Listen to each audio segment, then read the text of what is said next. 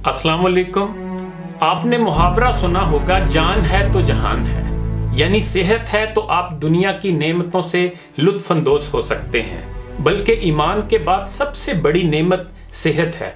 लेकिन हमारे मुल्क और मुआशरे में हर दूसरा बंदा आखिर क्यों बीमार हो रहा है, और हर दूसरा शख्स शुगर, ब्लड प्रेशर, मैदा, जिगर, कोलेस्ट्रॉल, यूरिक एसिड, गुर्दों और इन जैसी दीगर बड़ी अमराज में मुब्तला नजर आता है।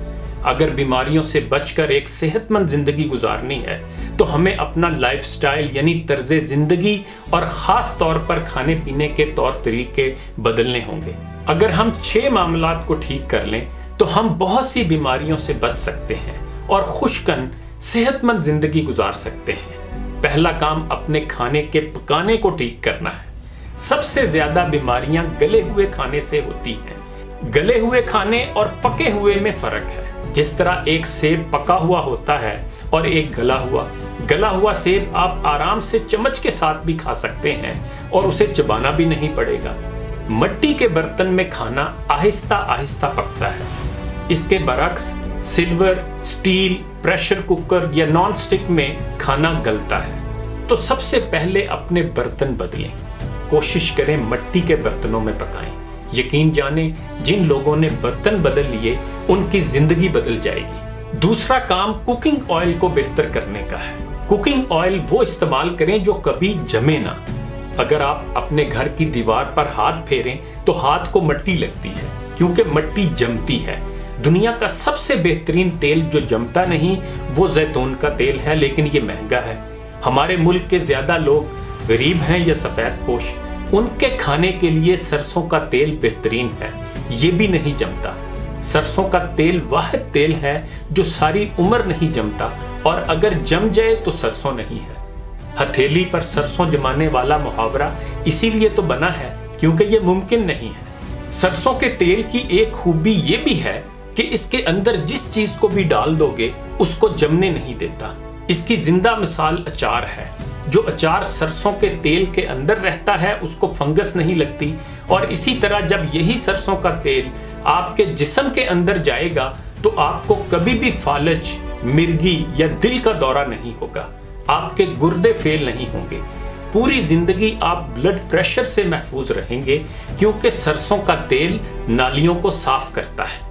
नालियां साफ हो जाएंगी तो दिल को जोर नहीं लगाना पड़ेगा। सरसों के तेल के फायदे ही फायदे हैं। हमारे देहातों में जब जानवर बीमार होते हैं तो बुजुर्ग कहते हैं कि इनको सरसों का तेल पिलाएं। आज हम सबको भी सरसों का तेल खाने की जरूरत है। तीसरा काम नमक बदलने से मुतल्लिक है। पहले ये जान लें कि नमक होता क्या है। नमक इंसान का किरदार बनाता है। हम कहते हैं बंदा बड़ा नमक हिलाल है या बंदा बड़ा नमक हराम है। नमक इंसान के किरदार की तामीर करता है। हमें नमक वो लेना चाहिए जो मिट्टी से आया हो, और वो नमक आज भी पूरी दुनिया में बेहतरीन पाकिस्तानी ख्योड़ा का पिंक यानी गुलाबी नमक है। पूरी दुनिया में ये पिंक हिमालयन साल्ट $25 यानी तकरीबन 4000 रुपए का 90 ग्राम और 40,000 रुपए का 900 ग्राम बिकता है, और हमारे यहाँ 10 रुपए किलो है। लेकिन फिर भी बदकिस्मती देखें कि हम घर में आयोडीन मिला नमक लाते हैं। जिस नमक ने हमारा किरदार बनाना था वो हमने खाना ही छोड़ दिया। कोशिश करें हमेशा पत्थर वाला नमक इस्तेमाल करें। चौथा काम मीठे से मुतल्लिक है। हम सब के दिमाग को चलाने के लिए मीठा चाहिए, और मीठा अल्लाह ताला ने मिट्टी में रखा है, यानी गन्ना और गुड़, और हमने गुड़ छोड़कर चीनी खाना शुरू कर दी। कोशिश करें देसी गुड़ या देसी शक्कर इस्तेमाल करें। पांचवा काम पानी से मुतल्लिक है। इंसान के लिए सबसे जरूरी चीज पानी है, जिसके बगैर इंसान का जिंदा रहना मुमकिन नहीं। पानी भी हमें मिट्टी से निकला हुआ ही पीना चाहिए।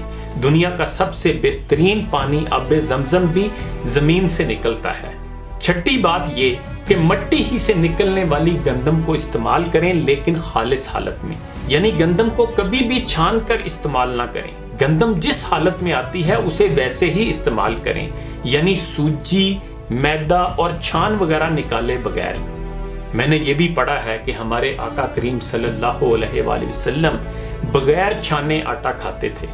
हमें ये भी कोशिश करनी चाहिए कि वक्तन फवक्तन अनाज भी बदल लें।